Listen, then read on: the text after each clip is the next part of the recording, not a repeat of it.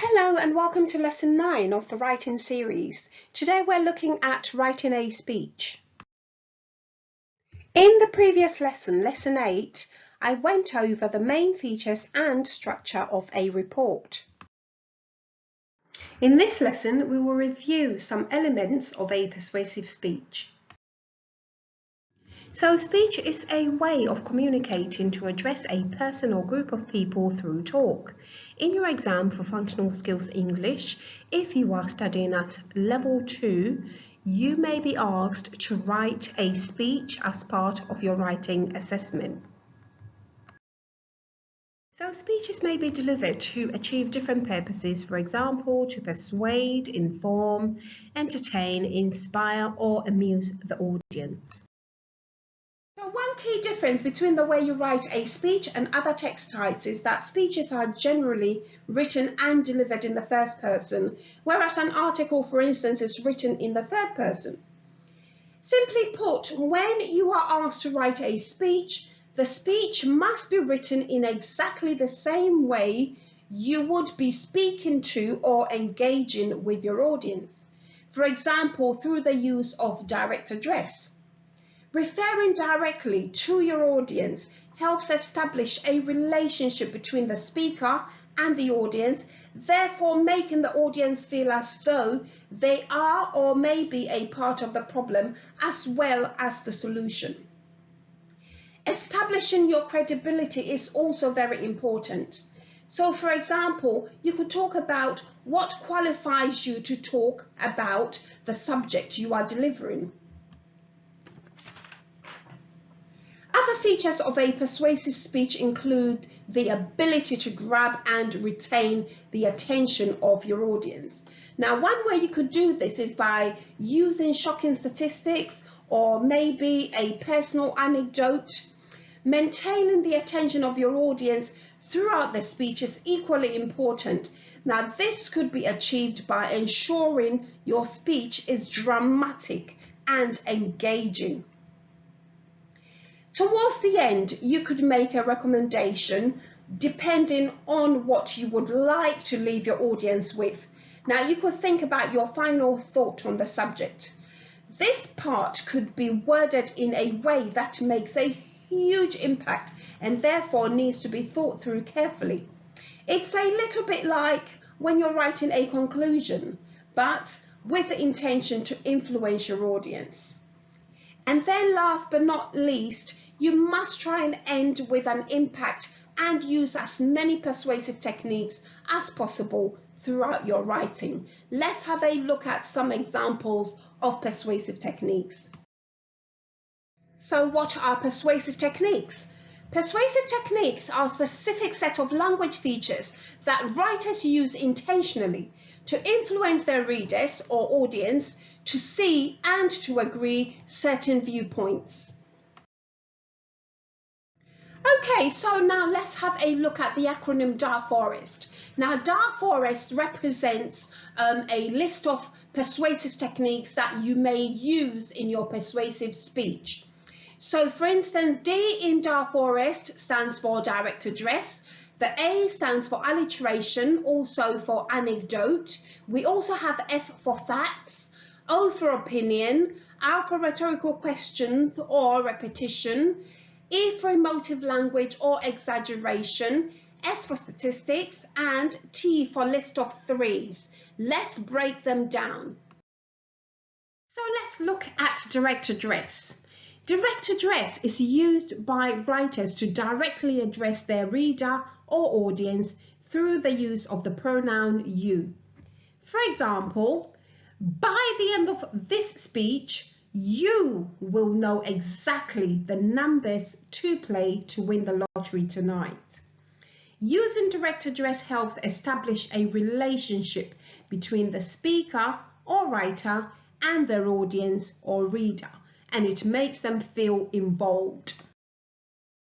Okay, so in addition to directly addressing your audience, you may also use pronouns such as we, us, our. This would help make your writing sound even more convincing. For example, we have all heard that. Our future depends on. This affects us all. So alliteration is when a group of words in a phrase or sentence begins with the same consonant sound. So for example, a big bug bit a little beetle. The big bug, bit and beetle all begin with the consonant sound B or B. The use of alliteration in a speech makes your words more engaging and helps grab your audience attention. It makes it catchy and memorable. Okay, so an anecdote is a short story about a real incident or person. For example, that was my story until 12 months ago when I finally decided to nip smoking in the bud. The use of personal anecdotes in speeches, for example, or in your writing, help influence your audience or your reader about the legitimacy of the topic. It also adds to the realness and authenticity of your subject. Fact is anything that can be proved. For example, recent government statistics show that the UK is coming out of recession. Using fact is a way of providing evidence to support a point or argument in your writing or speech. An opinion is a form of judgment based on a belief or point of view and not necessarily based on fact. For example, Josh is childish. That is an opinion. It is not a fact. Including your own opinion in your speech or in your writing reinforces your viewpoint about the topic. So rhetorical question is a question asked not for a response, but rather to make a point or to create a dramatic effect. For example, how many times do I have to tell you not to use that table? As you can see, this question does not necessarily require an answer. When you use rhetorical questions in a speech or in your writing, it helps draw attention to an obvious answer. Now, sometimes rhetorical questions are used as an attention grabber in a speech. And then we have repetition. Repetition is the reiteration of a point or idea. So for example, in a speech about education, you may want to emphasize the point about the importance of education by repeating the word education, education, education. Now, the use of repetition in a speech or in your writing helps increase understanding and it helps emphasize the point. Emotive language is language used to elicit specific emotion or reaction such as anger, frustration, sadness or excitement from your reader. For example, rather than state simply the child was killed, you could exaggerate by saying something like the poor helpless child was brutally murdered in cold blood. When used effectively, emotive language can influence your audience or your reader, and it can force them to react or feel a certain way or to behave in the way that you intended. Exaggeration is language that is used to amplify or make a situation appear much, much worse or much better than it actually is. For example, I told you 1,000,000 times not to play with fire.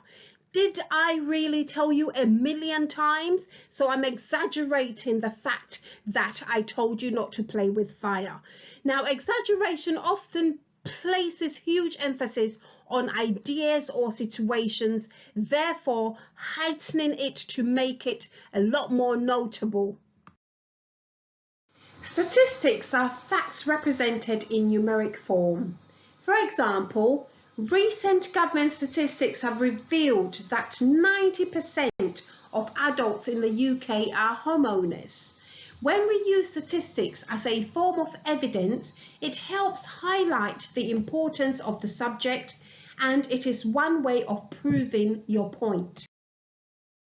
Okay, so list of three, otherwise known as triplets, are used to describe a person, place, or situation.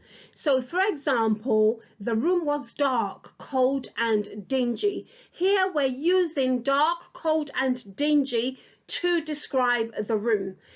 Using list of threes or triplets makes the text catchy, memorable, and impactful. Other persuasive techniques for a speech may include the use of idioms, hyperbole or hyperbole, sarcasm, humour, metaphor, or colloquial language. So we know, as with any piece of writing, planning is key. Once you have developed a skeleton plan to determine how many paragraphs or points you wish to cover, you then proceed to organise your writing in three parts: introduction, main body, and conclusion. Your introduction introduces the general topic of your speech and it aims to grab the attention of your audience. This is where you state who you are and what qualifies you to deliver the topic that you are delivering. Your main body develops your argument. It also includes any quotes, fact or evidence that backs up your points, as well as persuasive language to engage and influence your audience. Your conclusion is a final thought you wish to leave your audience. This may be a summary, a suggestion, or even advice. As with any influential speech, as always, aim to end with an impact.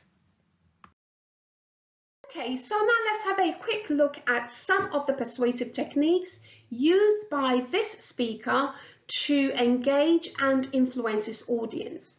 So there is the use of direct address, there is repetition, there is the use of idioms, we also have humour, metaphor, colloquial language, the use of the list of three, statistics, exaggeration, and the pronoun we.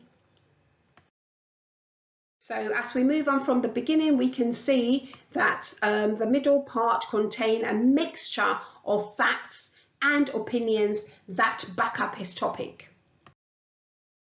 And towards the end, we can see there is use of rhetorical questions, even more use of direct address, some shock tactics, and obviously the ending, we can see that they have ended with an impact. Okay, so now it is your turn. I would like you to write a persuasive speech on education. Your challenge is to include at least a minimum of 3 persuasive language techniques within your speech. So we know that self-assessment is everything. Once you have completed your speech, I would like you to ask yourself the following questions. Did I greet my audience, introduce myself, my topic and my purpose? Did I directly address my audience? Did I use any persuasive techniques within my speech for impact? Does my conclusion sum up my ideas and make suggestions or provide advice related to my topic?